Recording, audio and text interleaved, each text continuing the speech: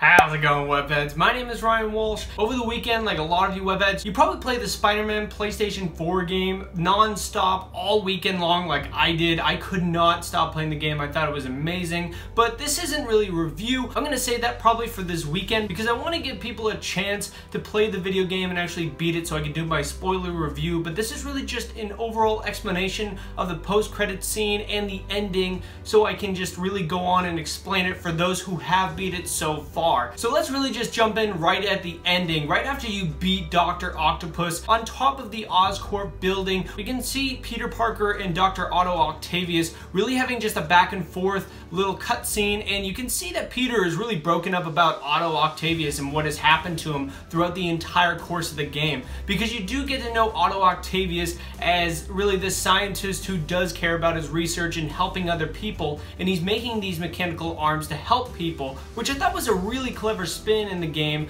that they did with Otto Octavius. And I think everybody knew that Otto was going to be the final member of the Sinister Six towards the beginning of the game, because when they're just setting it up like that, you can't help but think like, oh yeah, he's going to be Dr. Octopus by the end of the game, and he's going to put together the Sinister Six like he does in the comic books all the time. So it just made sense. But when you really got to see exactly what happened between Peter and Otto Octavius throughout the entire course of the game, that cutscene really does hit you hard when you're really looking at it like that, because Peter Parker really did look up to Otto Octavius. He really wanted to be just like Otto Octavius. He wanted to be that kind of a scientist that was really doing things to help people and trying to create new technology for people that need that technology. But then really getting to the scene, not only did we have all that baggage going into the scene, but then on top of that, we find out that Otto Octavius knew exactly who Spider-Man's identity was this entire time.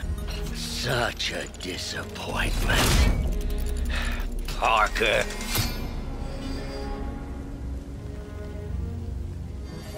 You knew? He knew Peter Parker was Spider-Man, even though it was pretty obvious when Peter was making equipment for Spider-Man. I mean, that's pretty obvious when you see it like that. But when Peter finds out that Otto knew exactly who Spider-Man was, but still tried to kill Spider-Man, it hit you even harder in that moment. You can see exactly why Peter is so broken when he hears that from Otto Octavius. I personally would be too. I don't know how anybody wouldn't be. And in that moment, I think it makes it a lot more powerful. And Insomniac did say that they were going to make a Spider-Man game that wasn't just going to affect Spider-Man, it was going to affect Peter Parker as well, and it definitely did that. So I really thought that they hit a home run with this game, and they really did a great job, not only with the gameplay and everything, but really the story as well. But anyways, moving on to another ending, because this game has like a million endings, but really moving on to another ending when we can see Aunt May's death. I mean, I think a lot of people didn't really see this coming. I personally did not. I didn't think they were actually going to go this far and kill off Aunt May. But they ended up doing it, and honestly, I'm really surprised that they did something like this. Usually you don't get this within a Spider-Man game. You don't get this much care for a story and showing you how much that they really know about the Spider-Man character. Because if you read Spider-Man comic books like I have and been a Spider-Man fanboy and you read his comic books for years, you know this stuff does happen to Peter Parker and Spider-Man all the time. Whenever Spider-Man succeeds, Peter Parker usually does not succeed. He loses something. And the same thing goes around with Spider-Man. Whenever Peter Parker succeeds, Spider-Man loses something. So it really just goes hand in hand in that situation.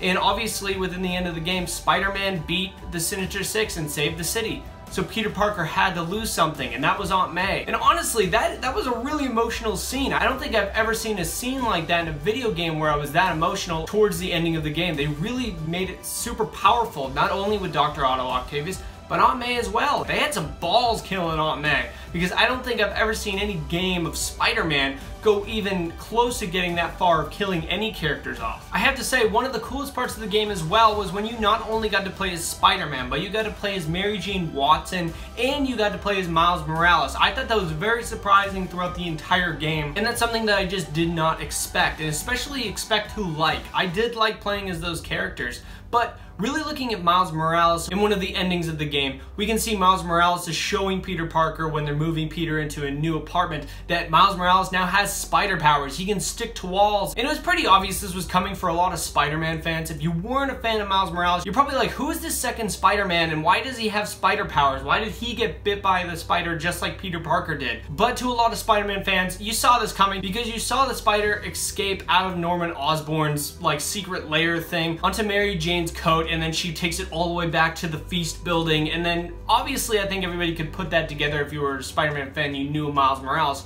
you could put 2 and 2 together and you could say that, oh yeah, Miles is gonna get bit by the spider and he's gonna turn into Spider-Man as well, and we're gonna have 2 Spider-Man in the next game. Which, that's exactly what I'm thinking. We're gonna have 2 Spider-Mans to play as in the next game, and I really hope they do that in the future games, because I want to play as Miles Morales as well. We didn't get a costume of Miles Morales, so I really want them to do that in the next game. And I want them to do some cool gameplay stuff where you can be either Peter Parker or Miles Morales and you can play missions that way, or maybe you can do online co-op, or maybe you can do something like that. I would really like to see that, but it definitely makes sense to go in this direction for the future of the game. But now that we know there's probably going to be a sequel Spider-Man game from Insomniac, the big question is, who is going to be that big sequel villain? And if you saw the post-credit scene where it showed Norman Osborn in his secret room in his apartment, and you can see that he reveals where Harry Osborn has been this entire game. They've been seeding Harry Osborn the whole time, talking about him, when Norman Osborn revealed that he's in this giant tank thing.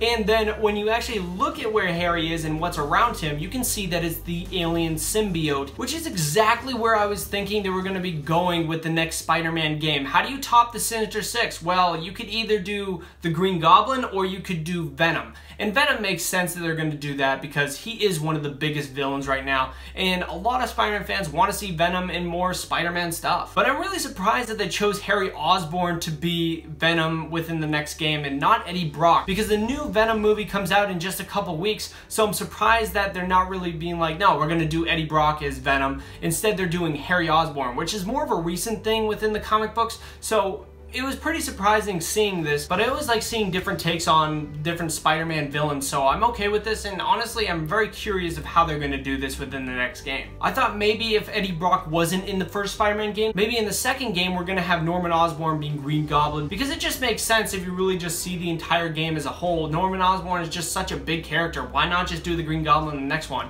But then it hit me when I really was looking at this one scene where you can see a little bit of the symbiote touching the glass of the tank, and then Norman Osborn also putting his head up against the tank. And it really just hit me here where they're not just going to have the symbiote and Venom be the next big villain of this second Spider-Man game. Instead, they're going to have the Green Goblin and Venom be the big villains of the next game, because we're going to be getting 2 Spider-Men, so why not have 2 big villains to take on both Miles Morales and Peter Parker? And then something even bigger hit me when I was thinking about the recent comic books that just came out, and how in Spider-Man number 800 they introduced a brand new character, which was the Red Goblin. And the Red Goblin is really just when you take Carnage and you take the Green Goblin and you fuse them into one character. And obviously this isn't going to be the Carnage symbiote, because it would have been all red instead of black, so they could probably tweak it around a little bit like they did with a lot of other characters in the game, and they could still do a character just like this. And I personally really want to see something like that done for the next game.